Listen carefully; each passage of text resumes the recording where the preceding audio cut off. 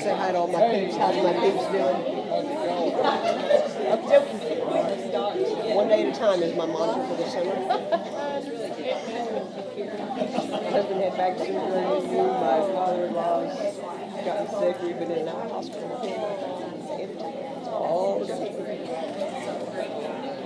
that's life. That's just life. And I said, you know what? Our parents never had to deal with their aging parents. Their parents didn't live this long. They lived into their 70s. Most of them. Some of them, but most of my people my age never had to deal with this. My parents don't have to do what they're doing for them. It's like, yeah. My husband's of the opinion that his dad and his mom ought to have to take care of each other. Yeah, we'd be missing part of the building or something.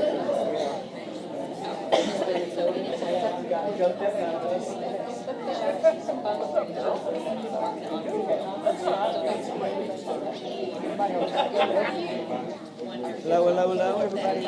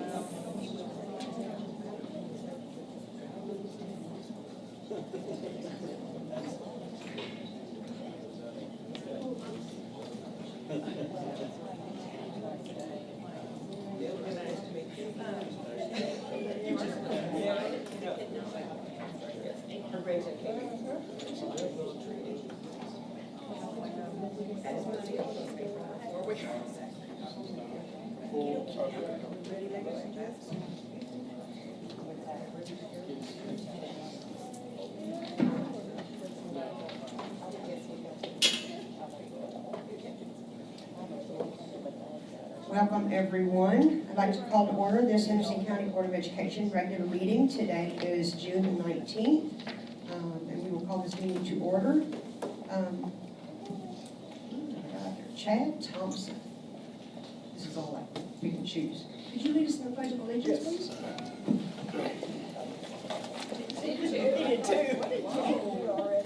It's like, oh my gosh. I pledge allegiance to the flag of the United States of America and to the republic for which it stands, one nation, under God, indivisible, with liberty and justice for all. Thank you, Mr. Chad. Good job. Thank you. And all of our teachers and all of our kids are out going all over the world, because we've had world travels here, and all of our country. So please, when you take a moment of silence, just make sure everybody's out there safe and getting back to their class.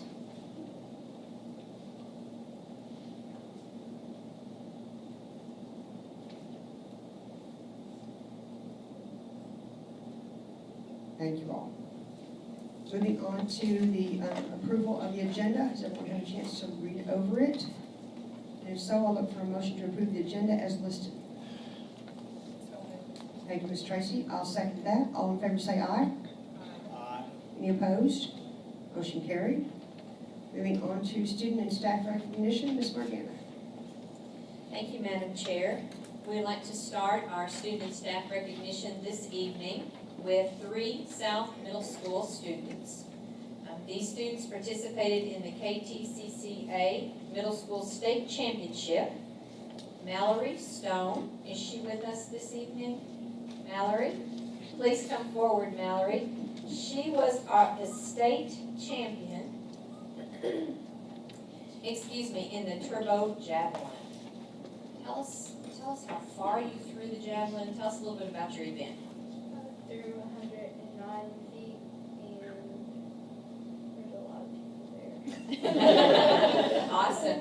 I also heard, do you by chance know, we have a picture of you up there receiving your first place medal. Is there, how far did the second place person throw? I thought this was interesting. 98 feet. So quite a difference between championship and second place. Very proud of Mallory. And Mallory, we'd like to recognize you with the Medal here of Excellence.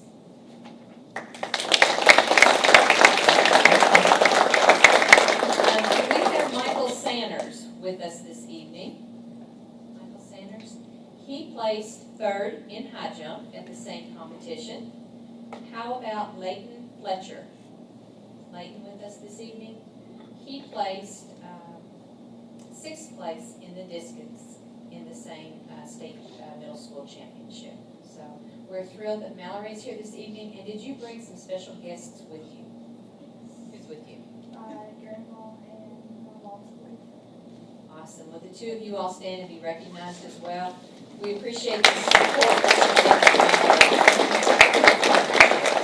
All right, step over a few. Let's get a picture. That'd be all right. Mr. Rush, do you mind to come join us for a picture? Something special for Mallory. This is from your Aunt Charlotte. We heard that Charlotte Baumgartner was your aunt as well. That's very nice of her. She's out of town. Gonna win again next year. She's only in 7th grade, No way. Wow. so she's gonna go again next year. Absolutely. Absolutely.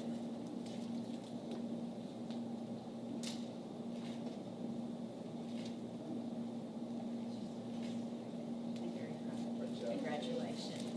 Congratulations. Yes, please do. Mallory, here's a sticker of excellence for you. Thank you, Mr. Rush. Next, we would like to recognize several staff members. And members of the board, as you know, we have 7 core values in the Henderson County Schools mission statement and vision statement. but we work diligently every day, all 1,108, 9, 10 employees, whatever number we're on today as we're hiring through the summer, to live and model the core values of the Henderson County Schools.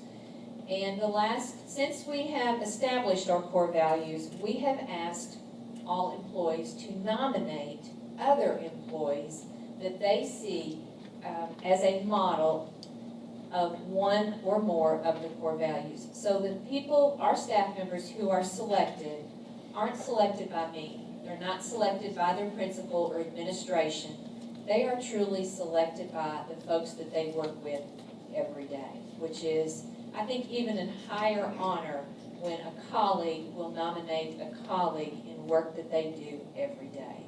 And we've already flashed their names up there, so you can scroll down and see who we will be calling up and receiving a Medal of Excellence. But I also would like to take time tonight to share with you the comments that were said by their peers about them specifically. Tonight, Jamie Oakley, was she able to attend? I don't see Jamie Oakley tonight. She received Authentic Service to All recognition. She is a program assistant at South Heights Elementary School, and some of the words that describe her is she knows all of the likes and dislikes of each child. She keeps the sunshine flowing, even in difficult situations when students truly cannot put their feelings into words. She works in a special needs unit. She builds relationships with all of the staff. She is genuine and authentic. It is just her nature to provide authentic service to all. So Jamie Oakley was the award winner for Authentic Service to All. The next staff member is a teacher, a coach, and a colleague. He is the epitome, really, of all core values, is what the peer says. He inspires human greatness because of what he expects from his students. His overall spirit motivates many students and people that he works with every day. He spends endless hours outside the classroom and inside the classroom preparing to make the students greater, better, and smarter, and also kinder.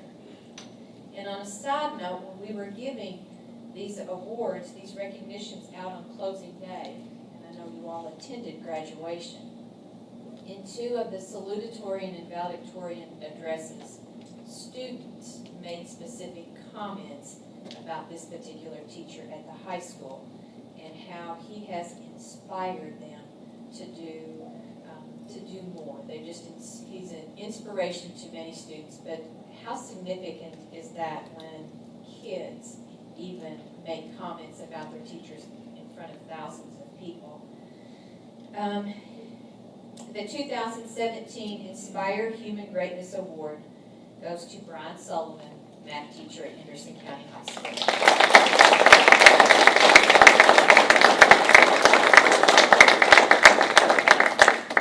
Mr. Solomon, it is an honor to put this on. We appreciate your work every day for kids. Stay up here with us, boy, get Kristen. And on the outreach, we had several people nominated, and we went through, and there were 2 winners. This recipient works at several schools, doesn't have one home, travels among several of our schools. She not only makes sure that the needs of her students are met, but the needs of the families are met as well. She makes sure that those families are informed and involved in school life as much as possible. To accomplish this, she makes sure that a variety of letters and forms that we have are sent home with students that are translated in the language that the families speak at the house. She does random home visits throughout the school year and through the summer. She finds assistance for students for homework, grades, school supplies, for eyeglasses, and any other type of service a family may need.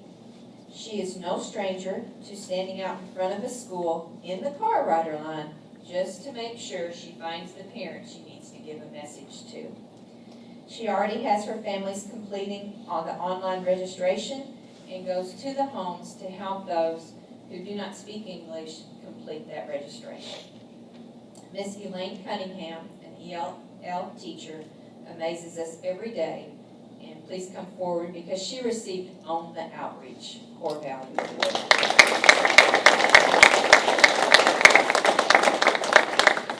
I think you take that very literal when we say on the outreach. Yeah, that's what I was doing right before I came. I don't doubt it a bit. I do not doubt it a bit. This staff member also receives On the Outreach Award. Peers say she has a big heart. She can't say no. She knows students, even though she is at the high school with 2,000 students.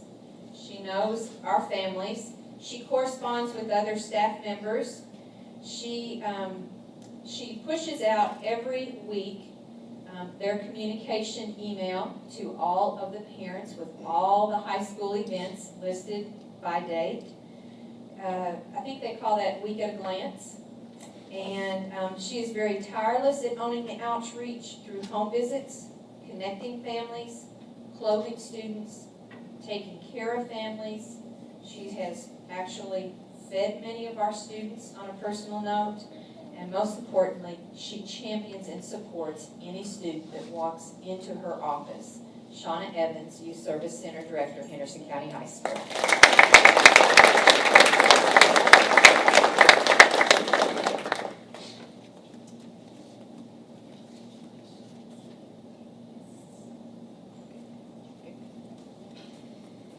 Board members, I would also like tonight to introduce to you a teacher at Henderson County High School.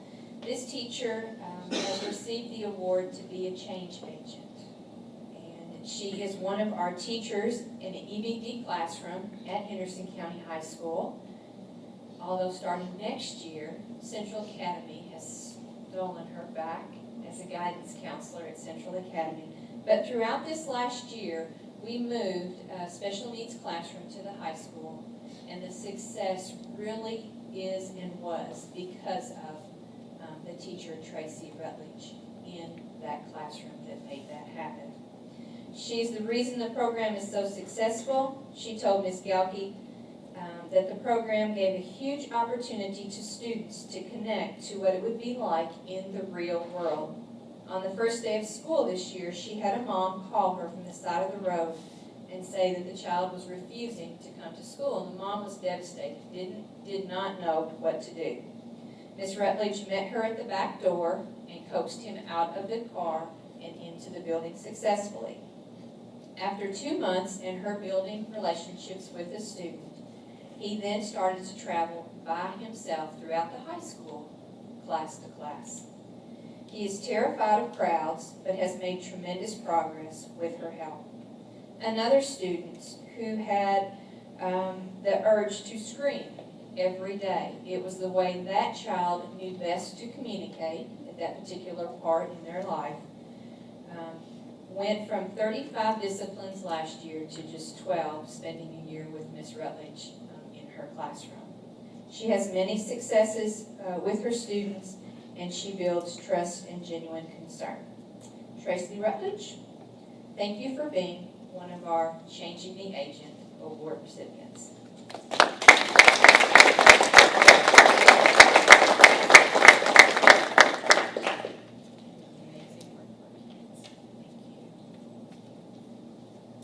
The next employee goes above and beyond on a daily basis with her actions and her words.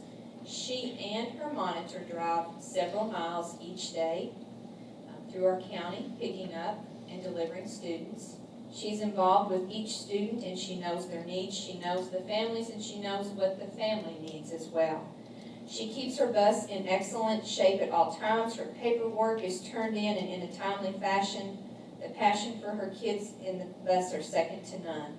Parents feel very comfortable when the kids get on her bus and trust that they will be delivered safely. Ms. Shelley Woodard was also a recipient this year for being a change agent for our students. I don't think Shelley is with us tonight. Ben, do you mind to come up and get the medal and make sure that you get that to Shelley Woodard? Gladly.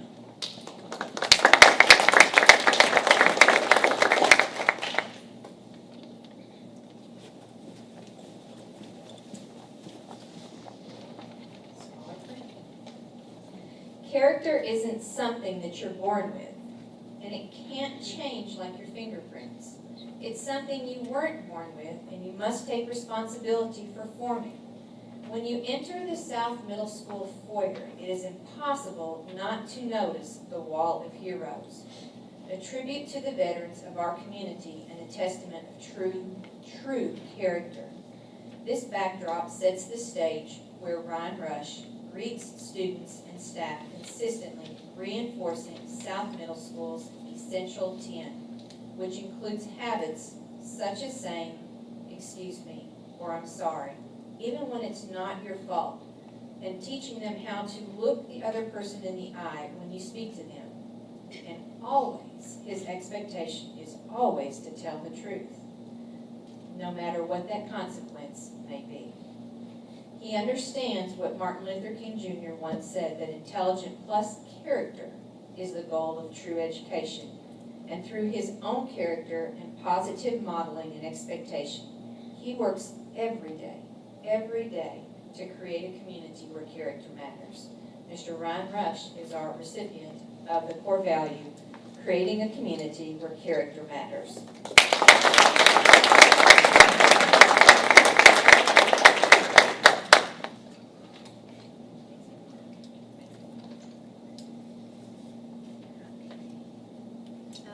This person is admirable, confident, and honest with students, staff, and families.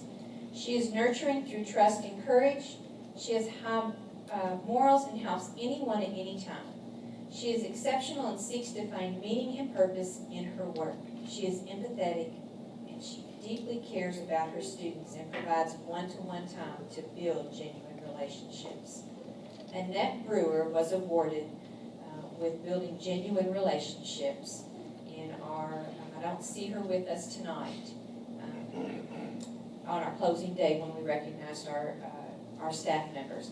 On a side note, the staff of Thelma B. Johnson felt so confident that that employee should receive that award. 7 of them made that nomination, and they also created a video about Annette Brewer as well.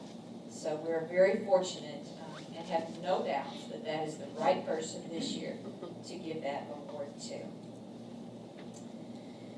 Okay, I think I've got my papers a little out of order here. Here we go. This staff member recognized hard work that each staff member commits to at this school, and yet she still understands the importance of family and family time. She teaches her staff how important it is to sharpen the saw, and she cares about my performance as a teacher and my personal well-being. She works tirelessly to ensure that our school is ready for students and parents. There are many tasks that are placed before her every day, and every decision she has to make, and yet she finds time to accomplish all of them with a smile on her face. She pushes everyone to do their best, and they are willing to do that because of our fearless leader. She is our rock, and we are blessed to have her at Cable School. Brooke Chappelle is our president. Excellence in all we do.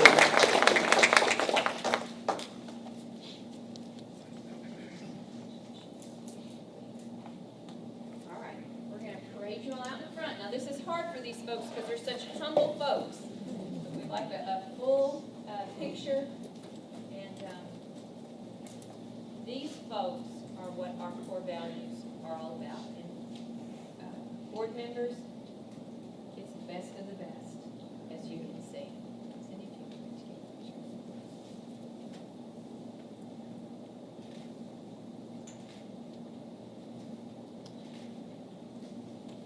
Awesome. Thank you all so much for working.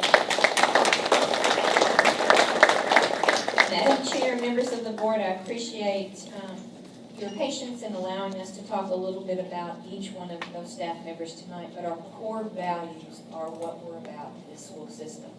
And it's a pleasure to show you what that looks like every day. We always have time for the best of the best. Absolutely. Moving on to public participation and recognition of guests. If there's anyone who wishes to address the board this evening, please step forward. I will have a form for you to fill out, but I haven't had anyone We also have a couple of student ambassadors with us this evening.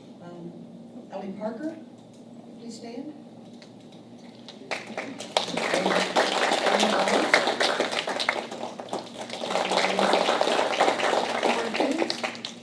Connor Coons come too? He wasn't able to make it. All right, we'll expect you the next time. How's that? Thank you all for joining us. We appreciate it. Moving on to the minutes from the prior meeting. Has everyone had a chance to review those? Any changes, additions to those meetings? I'll look for a motion to approve the minutes as listed. Thank you. I'll second that. All in favor say aye. Aye. Any opposed? Motion carried. Before we move on to committee reports, it just dawned on me when I looked past Dr. Sutton. Mr. Wes Smith had a business conflict this evening and could not join us. However, he has read all of the information and told us if there was anything that we need to bring up for himself. So he's been a good board member this month. He just couldn't be right here for the last part of it, but we appreciate all his support. Moving on to committee reports. I don't think we have any committee reports this evening. We have lots of reports for Spotsville School. Is that correct? You're up, John Hagan.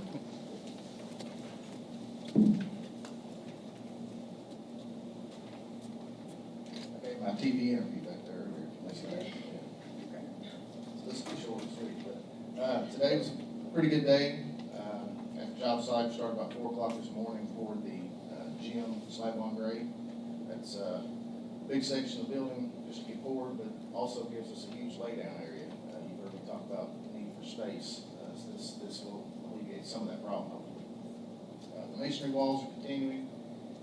The east side of the gym is the next area to go up in preparation for bar joists for the gym, which will be delivered. If you've been out to the site, they're in the parking lot behind the building right now. So roughly 2 weeks from now, we should start setting some of that roof structure. The next section of the building will be poured with the kitchen cafeteria. So things are really moving along pretty well. If you've been out through there, as soon as school let out, major undertaking right now is the site work at the front entrance. Trying to complete anything we can this summer between now and when school resumes. There's just no way next summer to do everything that needs to happen in one summer break. It's just not possible. So AZEC started the next day when school let out, completely removing the entrance. So all that paving, at least the base course of the paving will be completed before school comes back in. Reroute the bus loop and all that. Things are moving pretty well. The weather's cooperating better than it has been. That's the driest the site has been since we started. We got our progress meeting today, and things are moving along pretty well. That's my report. Unless you have any questions. You have some change orders? I do. On here, you want to go into those? If you remember, we were doing some value engineering on the roof system. So these change orders are as far as the change in the roof of the shingled area of the building. It's changed from what was called the Loadmaster system to more of a traditional metal deck and nail-based insulation system in the shingled area of the building. So there's a few change orders. The overall total is a credit of $71,240, which goes back into contingency. So that's a great thing. The first one we have there, 8-2, that is a deductive change order to the contractor for the labor portion, $26,472. The next two are purchase orders, increasing one to Johns Mansville.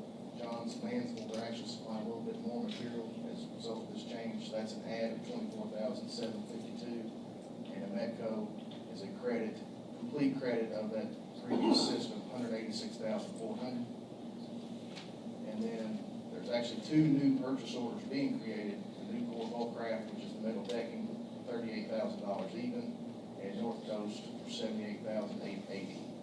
So that's 3 change orders and 2 purchase orders for a net credit of $71,240. I would like to say, in the minutes, we would like to put board approval pending KDE approval. The dollar amount of fees, anything more than $25,000, they want reflected in the minutes. Ms. Beth, can we do this as one motion if I read those all? If it's okay with you, I mean, as long as each one's listed Listed. individually. This one each, okay. And include that language in with the Subject subject to. to KD approval, okay. I look for a motion to approve BG 115-016, BG 15-016, BG, the change orders, yes. Purchase orders and change orders. We were in that. Okay. Okay, BG 15-016, Scottsville Elementary's renovation addition 8.2 for preferred construction services, 8.1-1 for John Mansville, 8.4-1 for Emetco, addition of purchase orders as part of the change in scope, 8.5 to Nucor Bullcraft, and 8.6 to North Coast Supply. All of these changes are pending KDE approval. Do I hear a motion to that effect? So moved. Thank you, Ms. Tracy. Any questions about any of those before I move forward with that? I would like for you to repeat the credit at the bottom line. A big credit of $71,240. Yes. Yes. So, Dr. Zug, I guess that means you're going to second this motion? There you go. All in favor say aye. Aye. Any opposed? Motion carried. Did that do? Okay, cool. Thank you very much, sir. We appreciate the money back in the pot. Moving on to CTE unit report, Ms. Amanda Lacer.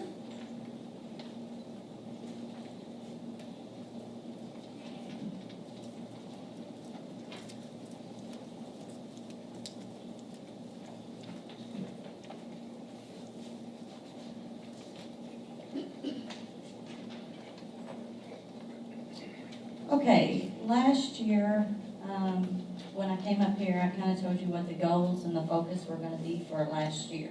And two of those things were high industry demands that CTE and the high school knew business and industry needed from us. So one of those areas was to increase the machine tool program enrollment because it had dropped. And another one was that industry needed industrial maintenance to feed into that program because those two areas are in high demand. Another area that was in high demand was our welding program in manufacturing, but our welding program has always sustained great enrollment and it was doing fine. So looking at these two areas and meeting with numerous industries, that became the primary focus. And we feel like that we've achieved that by increasing enrollment in machine tool. And we were able to do that for this next school year by developing a hybrid engineering program. So the students would start off in engineering, transfer over into machine tool, and then transfer back into engineering. I think our enrollment for last year in machine tool in the entry-level class was maybe 14 students. And this year already we have 29 that has enrolled in that program. So we feel pretty confident that that's working. The industrial maintenance program, we had met with industry. We had also talked to the board at one time about supporting a new industrial maintenance educator. And after a lot of discussion, and we had applied for a grant and did a whole lot of different things, the state had actually changed the engineering pathway, the pathways. So where engineering used to only have one pathway, they branched off and they became a lot more specific. So when they did that, we were able to meet the industrial maintenance needs through bringing more pathways through engineering, which we already had the teacher for, which was great because we didn't have to no longer ask the board for an additional teacher, which saved funding. And so CTE is bringing that focus through engineering with a mechanical engineering pathway and an electrical engineering pathway, and then we will have the hybrid. We're still gonna keep the civil engineering. It's not in as high of a demand in our area, but we are gonna keep that so that engineering students can also take one of those courses as an elective if they need to. So we felt like we did pretty good on accomplishing those two needs throughout the school year. For next school year, the goals has to increase soft skills accountability. We have heard this numerous times from business and industry that they want kids to have better work ethic and those type of things. So I meet regularly with Kendall and different businesses and hear some of the ideas and some of the things that we are going to do for next year and some of the goals. We want to bring back CTE daily performance grading, and that's something that we did years ago, and it holds students accountable for working in the shop and participating. And so we're going to bring that back because it was successful years ago. We're also going to try to initiate a youth leadership initiative with Kendall and try to get our students who are in leadership roles to have the skills, to learn those skills and then pass those down to the other students in their organizations. We have set higher standards for co-op, so in industry, the quantity may not be there, but the quality should. So hopefully that will make an impression on industry. We have discussed creating a job board at Henderson County High School for students. Ms. Shauna Evans is going to help me with that. We're going to continue to motivate students with positive contacts every other week, which we started that last school year. We're also going to implement the new accountability model from the state, and I don't have a lot of information to share because the state hasn't totally told us what that's going to look like yet. So hopefully this summer, but that will be top priority for sure. So we're just waiting to hear what's going to happen with that. Parent community awareness of CTE offerings. I feel like there's a disconnect from the community parents of what jobs are available in our community, and so we have got to do a better job of getting this out into the public. We have an open house every year, and we might have 10 parents show up. So we have discussed this all last year and what we could do, and so this year we're going to try to kick off a Cte Virtual Tour, and so the kids that are in launch are going to try to create that, and we're going to try to blow that up as a big deal and do a kickoff in December, and hopefully parents will tap into the social media at the time that we release that, and hopefully they'll do a virtual tour to try to see what we have to offer at the high school. We also are going to continue our social media releases.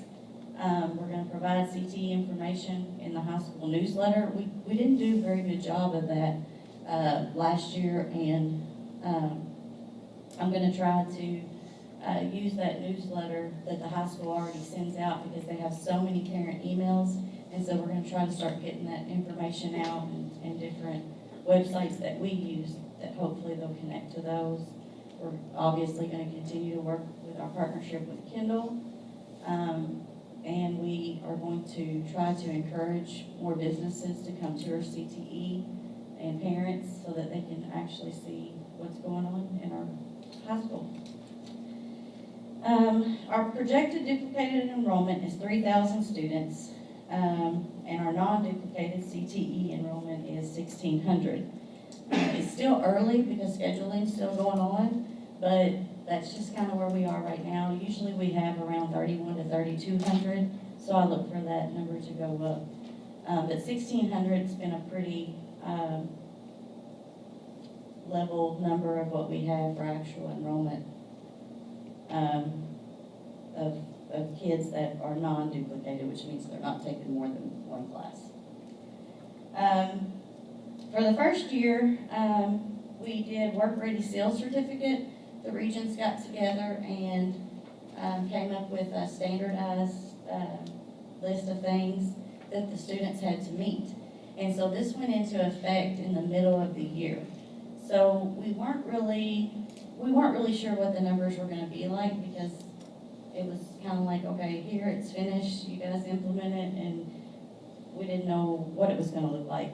But out of our preparatory CTE seniors, and that is students that have completed 2 classes in CTE and are enrolled in the 3rd, so they're kind of a concentrated CTE student. 134 of those students out of 344 received that certificate, so that's 39%. So I felt like that was a really great number to start with, being that the kids had no idea when they started the senior year what was even going on. So I'm pretty proud of that number. Going over to the chart. This is the percentage of students that graduated career ready. And this starts back in 2011 and 12 when this initiative came about. We dropped 7%, and I'm really upset about it. And I know Mr. Thompson is too. But we were at 82% last year, we're at 75% this year. We had many discussions throughout the school year because we kind of saw this coming. And so this, that was kind of my job before I became principal, so I'm very passionate about our career readiness percentages. Overall, it didn't affect the overall percentage what the state calculates very much. Last year we were at 112% CCR percentage, and this year we're sitting at about 109%. But obviously it still bothers me. But when you look at career readiness is made up of 2 components, primarily. One is the academic side of the career readiness, which is work keys, or ASVAB, and the other side is the COSA or the industry exams, which is specific to what our teachers teach. So real quick, if you will flip to the 3rd chart, I believe, you will see, one more. You will see that the COSA or industry exam, that's the test that's specific to what our teachers teach in CTE. They actually went up 1%. So the content that they are teaching, they did a great job. I mean, you can't really ask much more from our teachers when they're increasing by percentage. But on the academic side, that's the piece that we normally remediate. So students who don't get the academic piece, we've always had some staff resources in place that would pull those students and they would remediate them. This year, with the budget cuts, we had difficulty trying to do that. We did fortunately have the college-ready remediation person who remediated like ACT and the Coyote. And because the state had put limitations on that, the kids could only take the test twice a year. So we were able to use that person a little bit to do some remediation, but it just wasn't enough. And so I just wanted to share that because one piece of it went up and the other piece went down. But if you go back to that original chart where we had went from 82 to 75, and you look at the numbers, 275 students received it last year and 262 received it this year, so that's 13 students. So I know that the percentage is very alarming, it is to me, but when you look at the numbers of students, we're talking 13 students. I don't want it to be any student. I wish all students would have received it, but we are working, we have a plan. The district just hired a compliance officer, and that person is going to work with CTE part of the time. And Mr. Thompson and I talk frequently about how to try to increase this, so we are working on that. The second chart is on CTE students earning dual credit. Dual credit has went back up significantly, which we are all grateful for. So from last year we had 68, and this year we went up to 245. And that was with the help of our district office people and Mr. Thompson and myself having many meetings with the college and finally getting something to work out. And we all got on the same page for the students, and so that number went back up. The last chart, because we've already looked at the COSA and industry exam chart, is the percentage of work keys, and I've already addressed that. That's that academic piece, and that's the part that went down, and it went down 4%. So, any questions? Ms. Lacer, I don't have any questions for you, but I do want to say that your leadership is appreciated very much in the CTE program. And to share with the board also, both Mrs. Lacer and Mr. Thompson made an appointment with me last week to make sure they brought to my attention the decrease in the percentages of students that were career ready. But I think what was most impressive, and is most impressive, is that it is 13 students, and by name, she probably could name those 13 students for us tonight. That they track the kids that closely and give them the amount of interventions needed to be successful. And great hats off to you and your program for the increase, 177 students, an increase of 177 students receiving dual credit. So I just appreciate your leadership and the work you do for kids. Thank you. Ms. Lacer. Moving on to Jrotc report. Mr. Garrett. Madam Chairperson, members of the board, welcome. Appreciate the opportunity to cover another good year for junior ROTC. We're really proud of the work the cadets completed. So on behalf of Sergeant Major Rosentreater, myself, and all the cadets, I'd just like to give you a little roll-up.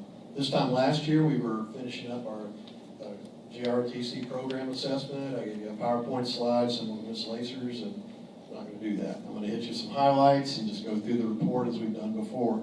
At the top with the teams, nothing really changes from previous reports. We still have the 4 extracurricular teams that both Sergeant Major and I basically tag team and take care of, with all the different numbers that we anticipate staying the same.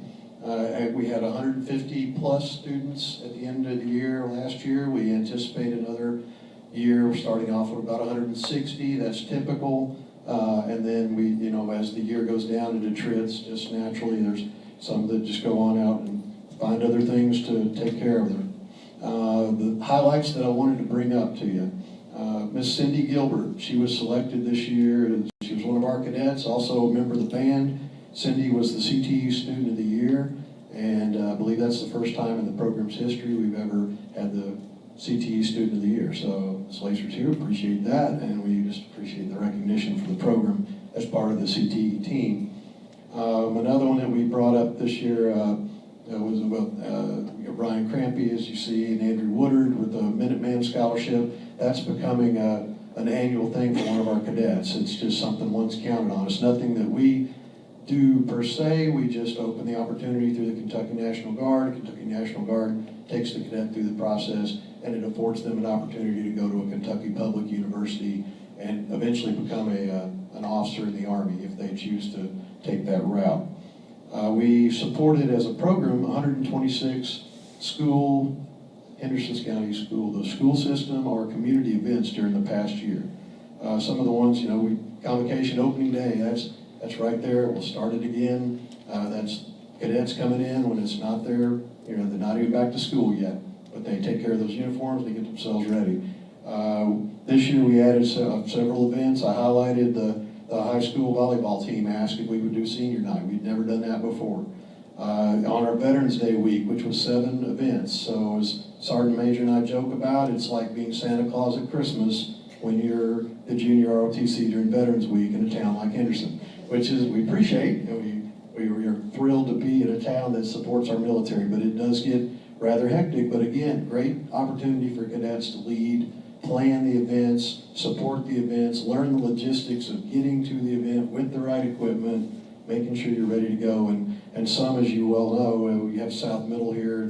That's a large program to support. So we're to be a part of it and get through it successfully, get through the entire week. It's always a big deal. A.B. Chandler this year was the first year we had done that. And one we're really proud of that worked out with the high school was the Western Kentucky Veterans Center down in Hanson. The high school itself, under I believe Ms. Stovall, put together a program where they donate items for veterans.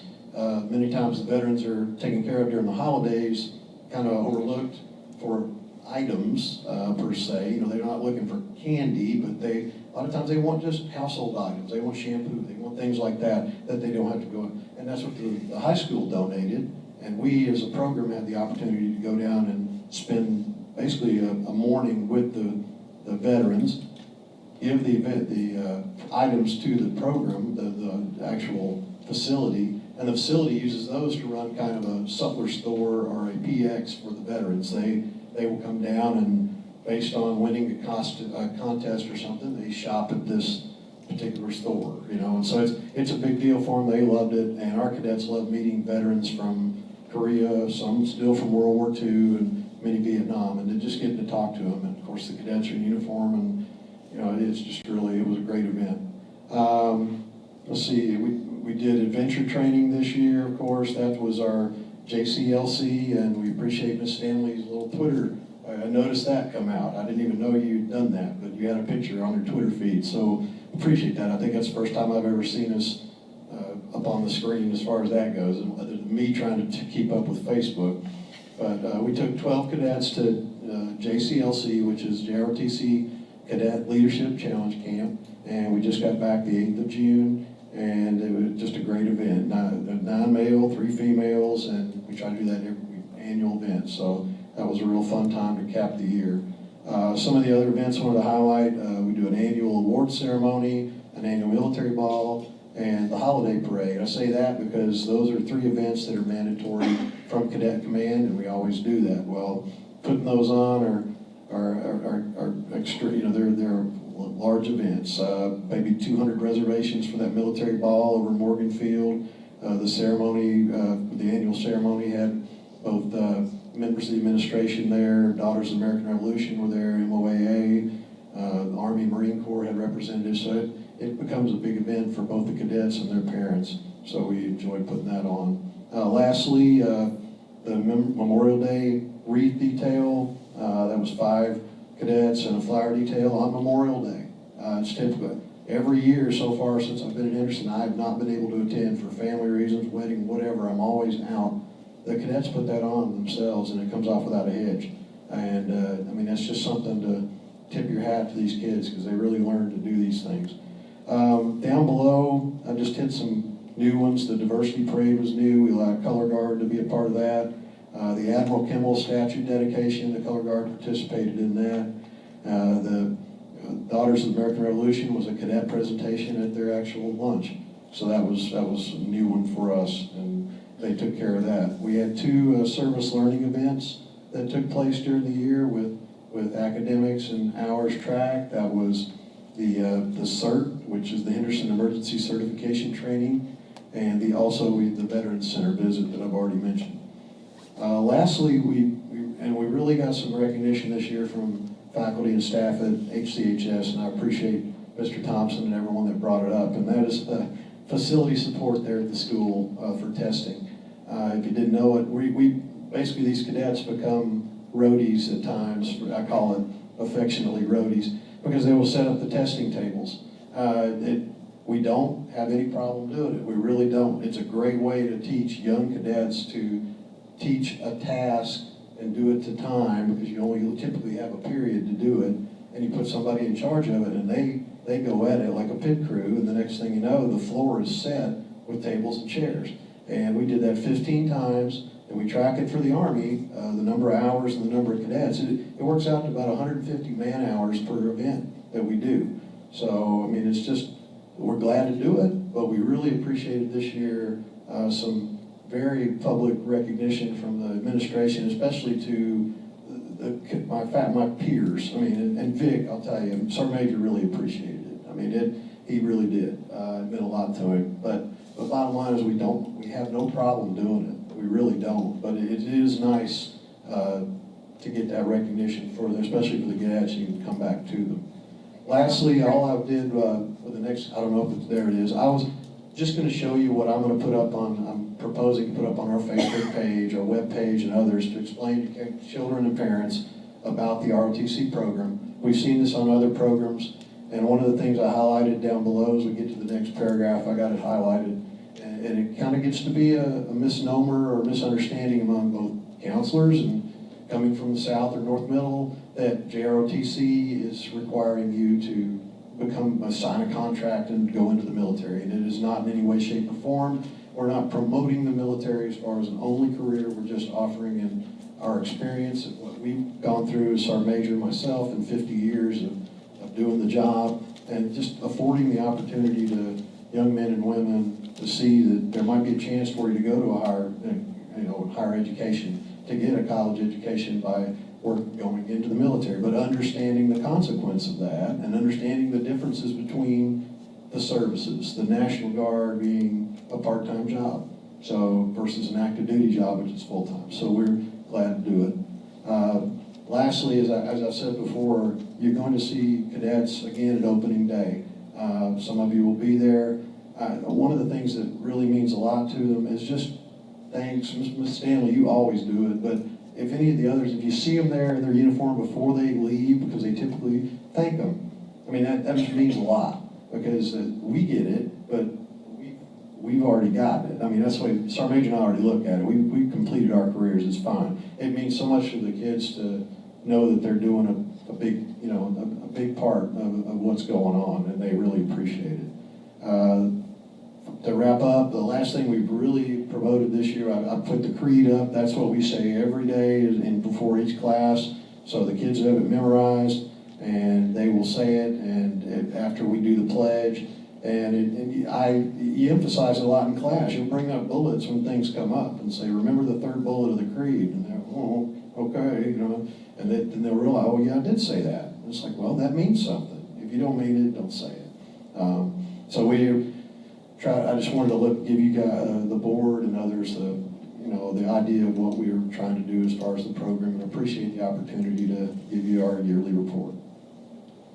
Ms. Morgan, you have something to add? I just wanted to ask a question. You talked a little bit about setting up tables and chairs for testing. What is the number? It's not like we just ask you to set up five tables and a few chairs. I mean, I'm thinking it was about 120 per floor.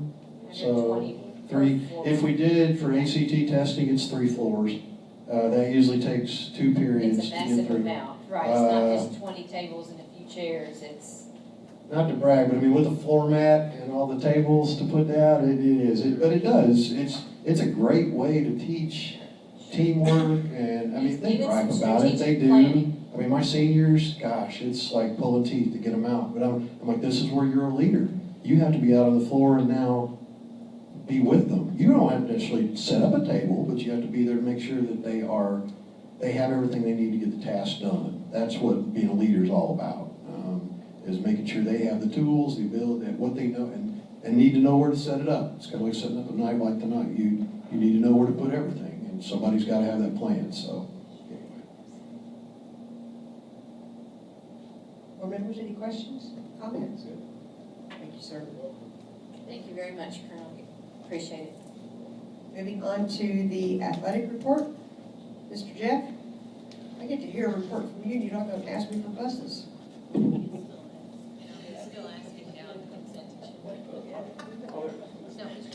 Mr. Payne's going to ask, but not him. No, I'm going to ask for more expensive items, like football stadium, basketball gym. No, we'll do the same thing we do with the buses. I know, exactly. So a lot more expenses there. Appreciate the opportunity to address the board with the athletic report. And I want to say to Colonel Garrett how much I appreciate the JROTC at basketball games and the color guard and also at football games. And for our senior nights and those things, they do just an outstanding job. And hats off to them. Our spring sports have completed, and you have the report there in front of you. I'll just highlight some of them. Our softball team finished 8-24, and you know, they had a little down year, but a lot of young players, several seventh graders were starting varsity games this year. And so we're looking for big things out of them in the coming years. Sophie Margalot and Molly Wallace were selected all-district, and Sophie was selected to the all-region team. Our baseball colonels were district champions, and Nolan Melton, Jace Pinkston, Dylan Sutton, Bryce Willett were selected all-district. Even though we lost a hard fought game in the regional semifinals against the regional champs Caldwell County, and Nolan Melton and Dylan Sutton were selected all-region tournament team for our baseball colonels. Our tennis team, Rachel Payne and John Nunez, each qualified for the KHSA state tournament. John was actually regional runner-up, and I just want to say a few words about John.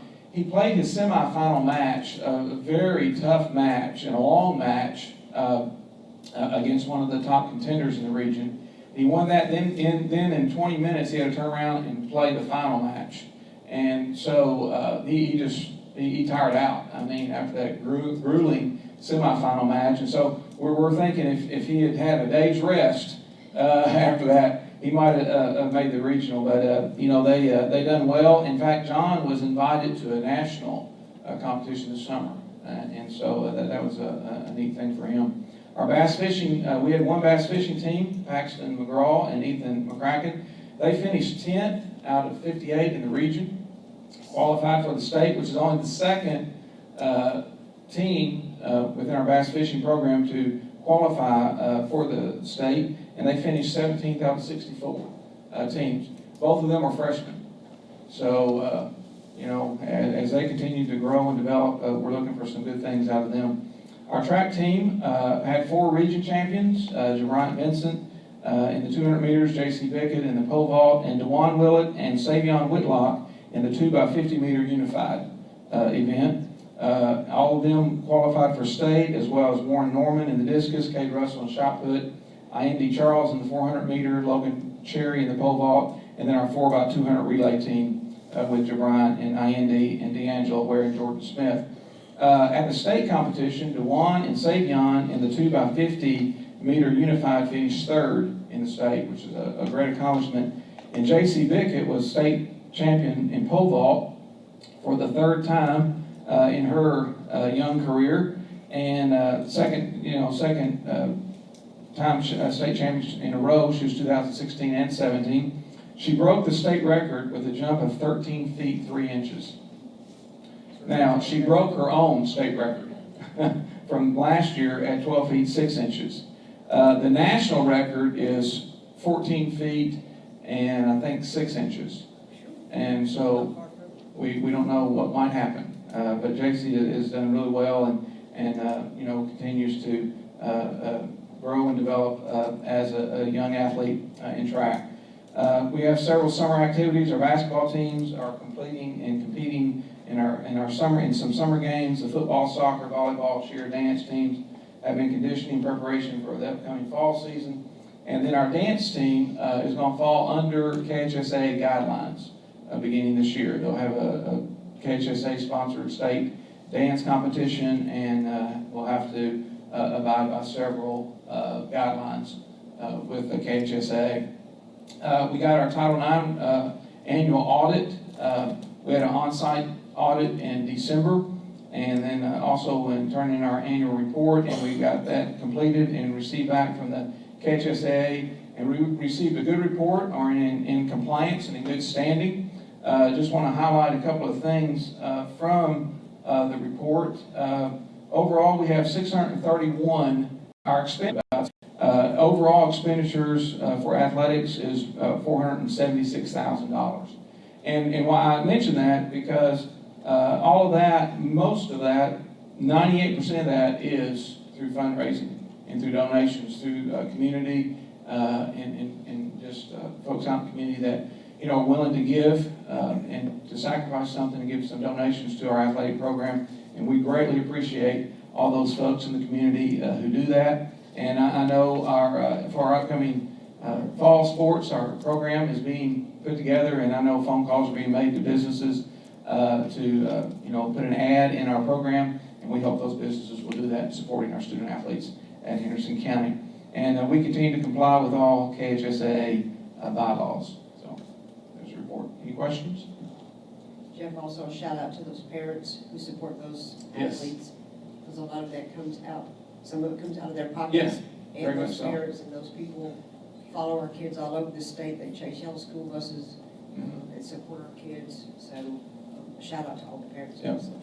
So we couldn't do it without the parents, And that's for sure. grandparents. And grandparents, and aunts, uncles, There's a lot siblings, of family that shows up. everybody's involved, so we appreciate that very much. Right. Thank you all.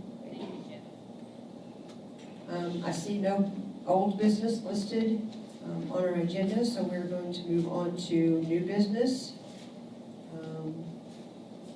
First up is athletic trainer information. Ms. Morgana? Sure. Madam Chair, members of the board, in your board packet, we included the current contract that we have for our athletic trainer. And we had an incident that happened last week in which a dad brought to our attention at the board office. The coaches and the staff at the high school were very aware of it. And that was where a student ended up having heat exhaustion. The coaches did exactly what they needed to do. It was well monitored, well maintained. The incident was documented and turned in. And the student is fine, what Dad shared with me. And Dad is here, Mr. Reed Wilson. And his concern that he brought to my attention, and I think some of you all that he talked with, was exactly the way our contract currently reads. Our athletic trainer is there on site for, and it specifically says, practices, home events, varsity contests, contact sports, postseason events, and events with teams with most athletes where there are training needs.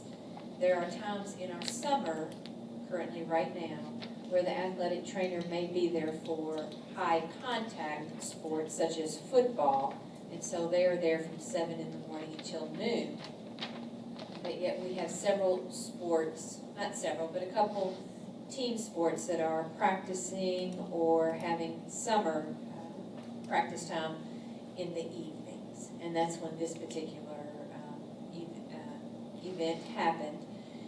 And so as soon as we heard about it, and the high school was aware of it, we started to have conversation and reached out to Methodist Hospital and asked Methodist Hospital if they would be able to extend the current contract that we have to provide more coverage, especially during the hot summer days through these months. Not just focusing on football, but also making sure that we're very cognizant of sports that are practicing in early evening time. Ms. Gibson she's kind of our wellness person that looks at policies and procedures, and she also has reached out to counties surrounding us, larger counties like us, to see what do they provide as far as athletic trainer times, amount of services. And actually our contract is very similar, and we know that our coaches hold a certain responsibility as well, and are trained, all coaches are trained. But we continued to have conversation and felt like that we would like to have permission from the board, if you all deemed it necessary, to have conversation with Methodist Hospital where we hold our current contract and extend some hours and services as needed through our summer months. Then we would ask that when this contract expires, for the board to determine at that time, do you want to continue these professional services with Methodist Hospital, or do you want to renegotiate or rebid, I guess is what it would be For called. any contract that we have, we can decide whether to roll it up or to take Absolutely. it back up.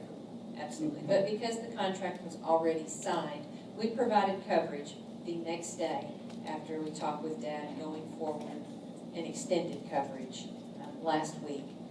And but just needed, I guess, a little bit of permission and guidance to negotiate a different contract with the hospital moving forward to cover a little bit more hours and time. But I do want to reassure you that our coaches are well-trained, the coaches follow correct protocol. Everything that's required in KHSAA has been completed. I have a question, Ms. Morgan, and Ms. Beth, you correct me if this is not right. In Exhibit A, the second bullet, it talks about authorized representative and athletic trainer meet on a daily basis to determine the athletic trainer needs for that day during that meeting where they will stratify the risk. And in in item number D, it says contact sports, high injury risk sports, outside event if weather is extreme. So if weather is extreme, isn't this already covered in the current contract that we have? They just need to determine if that is if that's needed that day, then they need to bring the trainer in that day. The way the contract's currently written, that was taken into consideration. Okay. But it's part of the daily meetings or weekly meetings, the meetings to discuss what their primary needs are. So it is covered within the contract. The contract does not set forth a specific number of hours, so it's not tied into the contract. Okay. But right, that's right. It was a flat fee, and that was taken into consideration. Now, what it did not anticipate is having someone there all day, every day, all throughout the summer, because it's not necessary. But in extreme weathers, once you get into July, late June, July, August, when the weather is more extreme, if the determination's made that yes, we want to have a trainer there, the flexibility is in the contract as written. You know, the way we've addressed it in the past for these other sports was kind of like train the trainer. So for heat-related illnesses, each of the coaches have undergone the training and know what the requirements are. They know what the steps are to respond to them, so that it's not an injury like a taking ankles or a concussion assessment. It is, how do you assess your players? How do you observe the weather conditions and determine what kind of breaks are necessary, what kind of water supply, you know, what you need to do to make sure your athletes are safe. So those coaches are also trained as eyes on, hands on, what's the protocol. But I think what you all are asking us is it okay with this board that we add an additional professional person besides our coaches? Is that correct? Because our It coaches may or may already- not be a person. Okay. It may be splitting the trainer's time. For example, the trainer that is provided now meets with Jeff Corsi to look at the weekly schedule, because every week the schedule could be very different. Boys soccer, girls soccer, outside, in the auxiliary gym. It depends on where they are, what they're practicing, what the weather predictions are as well. So they do meet. So I don't think that we would necessarily try to negotiate a whole nother person, but looking at the schedule, which Mr. Corsi has given Ms. Gibson already, to look at the schedule from now until the end of August, where do we see gaps based on what we currently have used? Right. So I can't say to the board, it would be a whole nother person. Just extending I'm not hours. saying Right. if we need that extra person for the safety of our kids, go for it. That's, for me, that's a no-brainer. I'm pretty sure the rest of the board feels the same way about this after talking with you all the other day. Whatever it took to get our kids safe is what we need to do. But after reading this, I'm thinking it's already in the contract. It already says that if you all deem that it's necessary to bring these in. Peer observation used to be a required component. Now it's an optional component and has some changes in that if an educator wants to be evaluated, or not evaluated, observed by a peer, they can choose that for some feedback. But also, if an educator would like to observe one of their peers' classrooms, that's an opportunity for that person to grow in their instructional practice. We also have in the principal portion They used to administer the Ballad 360 survey once every 2 years, and by no longer doing that, it's not a requirement, it will save the district around $4,800. Teachscape is no longer a requirement, and the yearly cost on that was around $5,000, so we're saving there. Paperwork has been streamlined. The previous appendix, I think, was around 60 pages or so. It's much shorter, and so that we've had paperwork streamlined so that instead of a teacher having to complete 7 different documents, we've quelled that down so that it is still an evaluative process and it still gives great feedback. However, our administrators and our teachers aren't mired down by all of the paperwork. So that's our goal with this new evaluation plan. If you've been tallying up the savings, roughly $17,800, but the man hours that we anticipate saving could be tallied by the dozens, if not hundreds of man hours. The key for this is our 50-50 committee, and 50-50 is 50% administrators, 50% teachers were on this committee that helped retool our current evaluation plan. The overwhelming majority of teachers said, we miss walkthroughs. We miss whenever an administrator could come into our classroom and just do a quick walkthrough.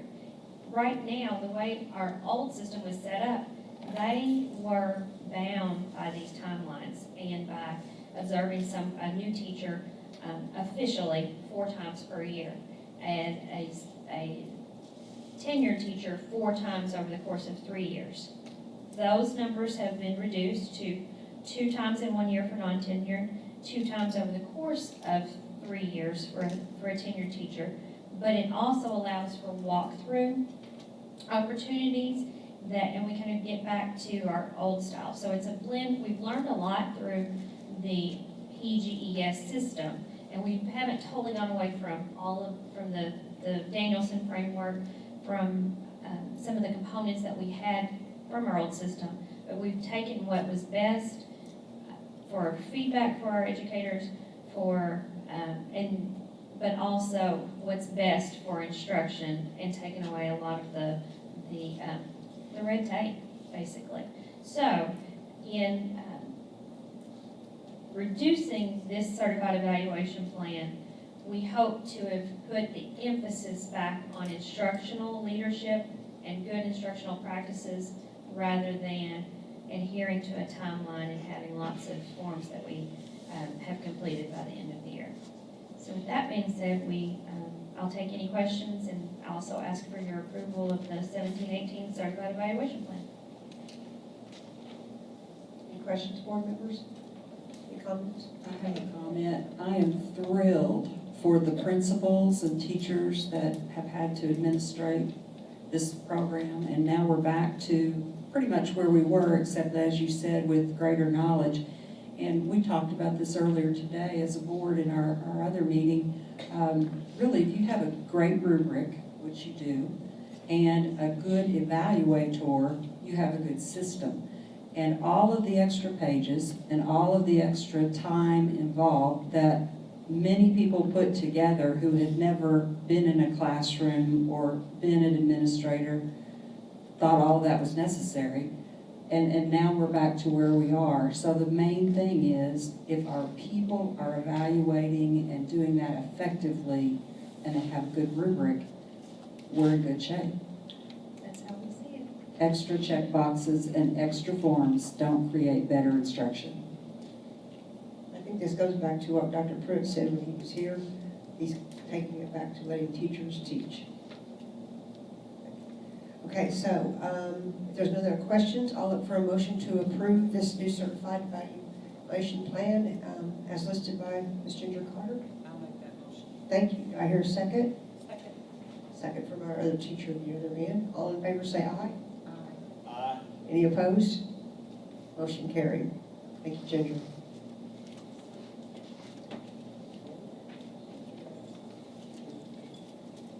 moving on to HCS EdTech Strategic Plan. Mr. Ryan? Talking about tweaking plans. I'm here tonight to propose the 2017-18 Educational Technology Strategic Plan for Henderson County Schools. A few highlights. I'm not going to read the plan word for word for you here. It's pretty in-depth. I'll take questions when I'm finished here. It aligns with our board goals and our strategic plan for our board and our school system. Some highlights, some of the things that we wanted to focus on this go-around was definitely an emphasis on responsible use. We're finding ourselves students with more access, so we're focusing on that access as well. Of course, you all are well aware of the one-to-one implementation and where we're headed with that. So we feel like it's extremely important to emphasize the responsible use for our students, and that's a big part of our plan here. A big part of our plan for next year is also the purchase of the one-to-one devices and maintaining our infrastructure. As far as, and by the way, Mr. Gordon was not able to make it tonight to speak on the instructional aspect of the plan, but I'll do my best to get through that part if you have any questions. A lot of the plan revolves around instruction. It seems like the majority of software applications that we use and the plethora of software applications that we use in our environment lend itself to instructional technology use. Funding sources vary. We definitely take advantage of the federal funding, the IDFE money, the title money, and also our state funds as well. So with Miss Cindy's blessing and you all's blessing, we'll continue to move forward with maximizing our revenues through the CATS program. And also leveraging the federal E-rate program for our infrastructure upgrades. Any questions, board members, comments? This is something Mr. Bailey and all of us have been working on for a while, so this is almost like the icing on the cake. Technical cake. Technical cake. Technical cake. Okay, since this is an action required, I will make a motion that we approve the Educational Tech Strategic Plan as presented by Mr. Bailey. Do I hear a second? Second. Thank you, Ms. Tracy. All in favor say aye. Aye. Any opposed? Motion carried. Thank you, Brian. Thank you. You don't get to leave yet, though. You get to go on to the technology fee.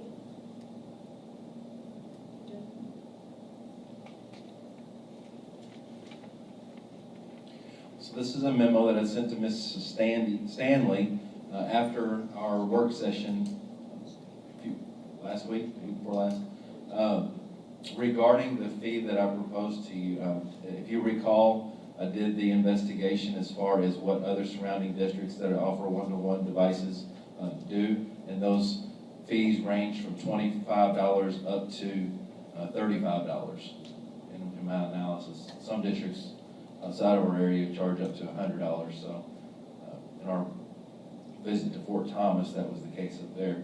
So what I'm proposing to you, or what I'm asking for you, your consideration, is to levy that $25 technology fee that we discussed at the work session for students who are issued a one-to-one Chromebook for next year. And that $25 fee will be used to insure the device and to provide a fund for us to repair the devices when they're damaged. I just have one question. Yes, ma'am. Just to reiterate where those one-to-one Chromebooks will roll out to, what schools, so that parents, when they read this, all parents won't think they have this fee. It's just for students who actually have a Chromebook that they take home. So what schools is that? That'll be North Middle School and South Middle School. Okay. Next school year. Thanks. So, hearing that information, we look for a motion to approve the technology fee as previously discussed and as listed by Mr. Bailey this evening. I'll make that motion. Do I hear a second? Second. Thank you, Ms. Tracy. All in favor say aye. Aye. Any opposed? Motion carried. Moving on to approve student fees, Ms. Morgana. Sure, in conjunction with what Mr. Bailey just presented to you all, there is a memo in your board packet, and it is again based out of conversation that we had at our work session. There is more information on that memo than what I'm requesting for you all to approve tonight. And the only thing we're asking for approval is to continue to approve the $50 textbook, which we now would like to call instructional resource rental fee at Henderson County High School. All of the information listed underneath there are optional fees, whether or not the student decides to participate in different activities. But it was a request that a board member, I think maybe Dr. Sugg, you said, hey, I'd love to see what all the different kinds of fees our kids could be charged. The only one that is across the board is at the high school, $50. We traditionally call it textbook, but we're going to try and change that understanding and terminology to instructional resources. And actually, when we looked up the board policy, that is actually how it was listed, as instructional resource, not as textbook fee.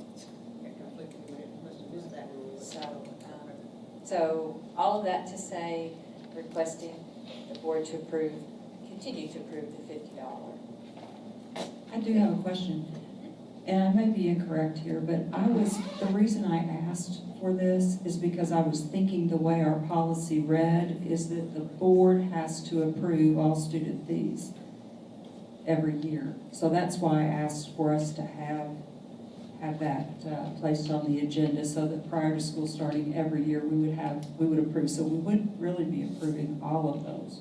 The way it's written is that the board shall approve the fees, and then those fees will remain in place until such time that they're changed. So, I mean, a lot of districts do just list it every year, just do continue to, approve an entire list.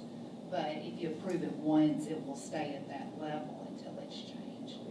So any of the numbers are changed. I would feel more comfortable if we approved all of these fees as written, because since Ms. Stanley's tenure began and since I've been on the board and we have looked at all of our policies, I don't recall us ever having those fees come before the board. So I think it'd just be clean if we give approval to all of those fees. And that way, if a teacher would like to assess a fee, they need to know that they need to have that prepared and given to their principal to pass on up to the superintendent's office during the summer. They can't just decide in October to charge a fee.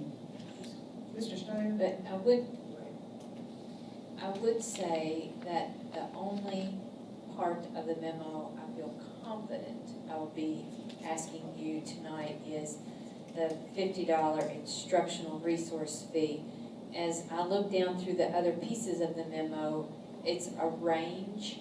Some of them are a range, and I feel like I would want to take that back and make sure that our principals don't need to change those amounts. If it's for, does that make sense? Right. So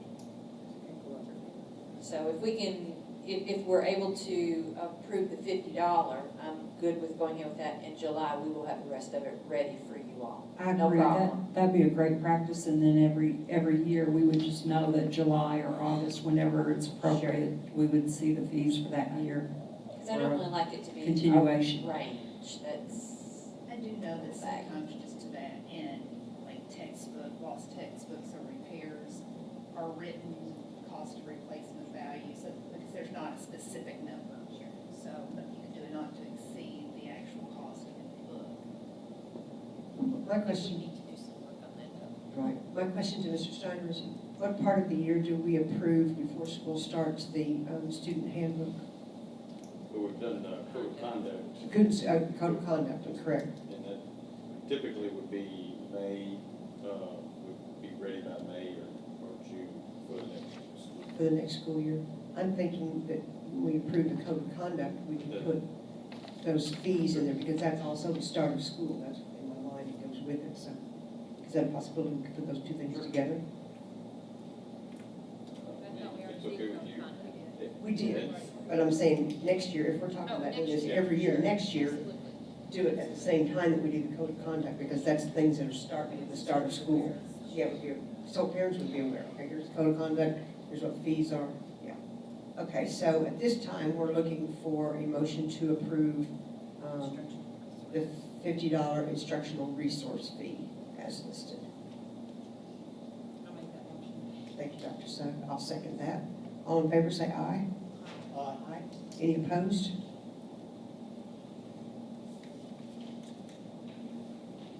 We have a discussion. Is it correct, Ms. Beth? Oh, yes, Okay. Okay. Motion carried. Thank you. Moving on to the consent agenda item. Approved retiree resolution, approved 2017-18 classified work calendars, approved use of buses, approved first reading of newly recommended KSBA policy update number 40, review and accept newly recommended KSBA procedure update number 21, approved bid recommendations, approved surplus vehicles, and approved grant applications. Do any of those items need to be pulled, or are there questions about them?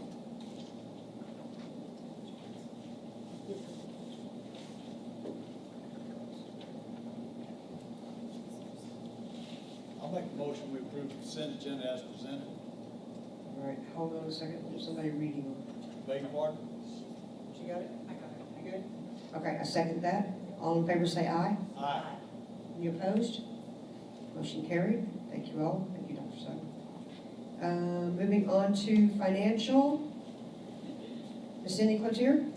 Okay, the treasurer's report for the month of May, we had total receipts of $6,758,529, and total expenses of $6,696,855, for a net increase in all funds of $61,674.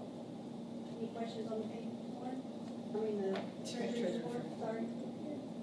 Madam Chair, members of the board, I request your approval of the treasurer's report as presented to us tonight by Cindy Cloutier. Questions, anyone? Hearing none, I'll look for a motion to approve the treasurer's report as listed. I make a motion that we approve the treasurer's report as listed. Well, that's your part. I'll second that. You'll second that? Thank you, Mr. Moy. All in favor say aye. Aye. Any opposed? Motion carried. Moving on to paid warrants. Okay, the paid warrant report covers the period of May 16th through June 19th. A few of the payments I'll point out: Houghton Mifflin for textbooks, math and focus books, $257,178.90. We have several Spotsville construction ones, I'm not going to read all those. Pomeroy IT Solutions, $72,967.59. Gordon Food Service, $60,062.60. Infinite Campus, $39,959.47. Lakeshore for educational supplies, $28,316.16. Prairie Farms for milk, $25,217.32. Total paid warrant reports for this period was $3,243,674.03. Any questions on the paid warrant report? Madam Chair, members of the board, I request your approval for the paid warrant report as presented tonight by Cindy Cloutier. Questions? I look for approval to us pay the bills. Who's going to make that I'll motion? make that motion, Madam Chair. Gee, thank you, Mr. Moy. I'll second that. Thank you. All in favor say aye. Aye. Any opposed? Motion carried. Pay the bills, Ms. Cindy. Moving on to personnel. Be it noted, we have all received lists of the personnel actions. The last piece of this is the Superintendent Evaluation, and I would like to read a memo from the board. The Henderson County Board of Education used the Kentucky Superintendent Professional Growth and Effectiveness System to process to evaluate the performance of Mrs. Morgana Stanley as our superintendent on this 19th day of June 2017. Kentucky board members receive training on the proper use of this document and process every year per state law. The board ranked Mrs. Stanley as exemplary in all 7 categories. We believe Mrs. Stanley took the 2016 standards review and turned it into a personal and professional action list while maintaining high levels of education for our students and growth for our staff.